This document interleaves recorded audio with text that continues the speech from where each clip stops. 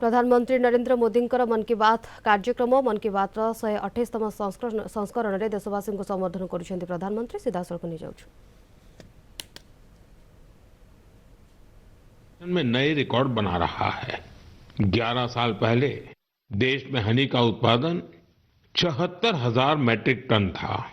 अब ये बढ़कर 1.5 लाख मैट्रिक टन से भी ज्यादा हो गया है। बीते कुछ वर्षों में शहद का एक्सपोर्ट भी 3 गुना से ज्यादा बढ़ गया है। हनी मिशन कार्यक्रम के तहत खादी ग्रामोद्योग ने भी 2.25 लाख से ज्यादा बी बॉक्सेस लोगों में बांटे हैं। इससे हजारों लोगों को रोजगार के नए अवसर मिले हैं। यानी देश के अलग अलग कोनों में शहद की मिठास भी बढ़ रही है और ये मिठास किसानों की आय भी बढ़ा रही है। मेरे प्यारे देशवासियों, हरियाणा के कुरुक्षेत्र में महाभारत का युद्ध हुआ था, ये हम सभी जानते हैं। लेकिन युद्ध के इस अनुभव को अब आप वहां महाभारत अनुभव केंद्र में भी साक्षात महसूस कर सकते हैं। इस अनुभव केंद्र में महाभारत की गाथा को 3D light and sound show और डिजिटल टेक्निक से दिखाया जा रहा है। 25 नवंबर को जब मैं कुरुक्षेत्र गया था तो इस अनुभव केंद्र के अनुभव ने मुझे आनंद से भर दिया था। साथियों, कुरुक्षेत्र में ब्रह्म सरोवर पर आयोजित अंतर्राष्ट्रीय गीता महोत्सव में शामिल होना भी मेरे लिए बहुत विशेष रहा। मैं ये देखकर बहुत प्रभावित हुआ कि कैसे दुनिया भर के लोग दिव्य ग्रंथ गीता से प्रेरित हो रहे हैं।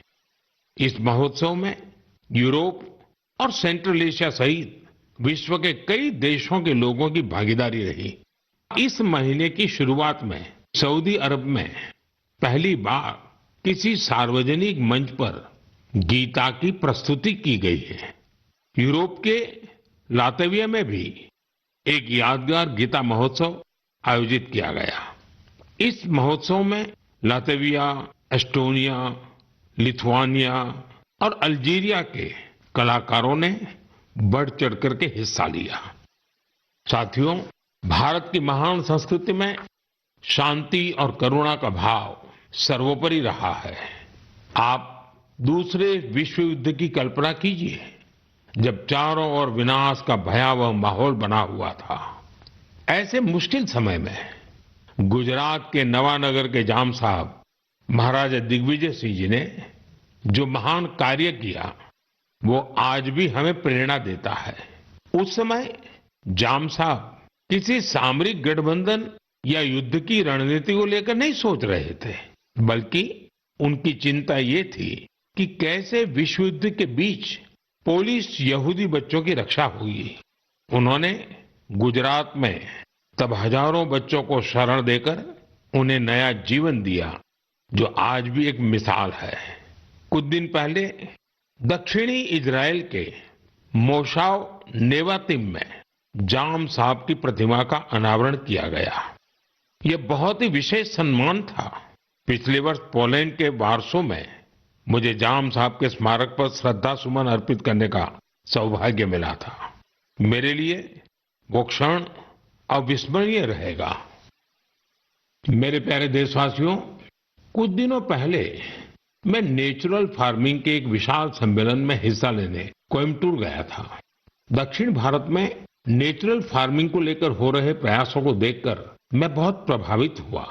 कितने ही युवा हाईली क्वालिफाइड प्रोफेशनल अब नेचुरल फार्मिंग फील्ड को अपना रहे हैं। मैंने वहां किसानों से बात की, उनसे अनुभव जाने।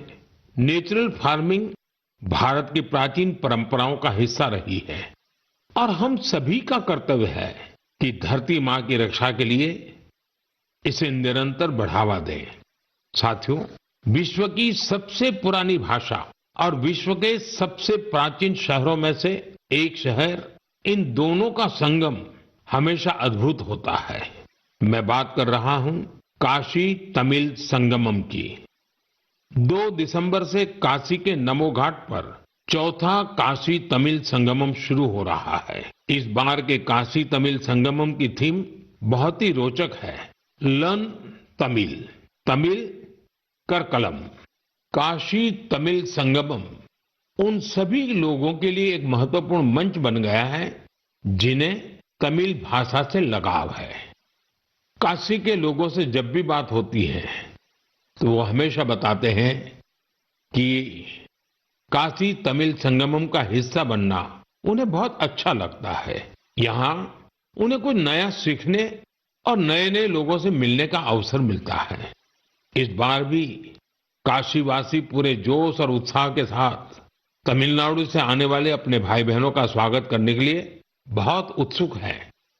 मेरा आप सभी से आग्रह है कि आप काशी तमिल संगमम का हिस्सा जरूर बने।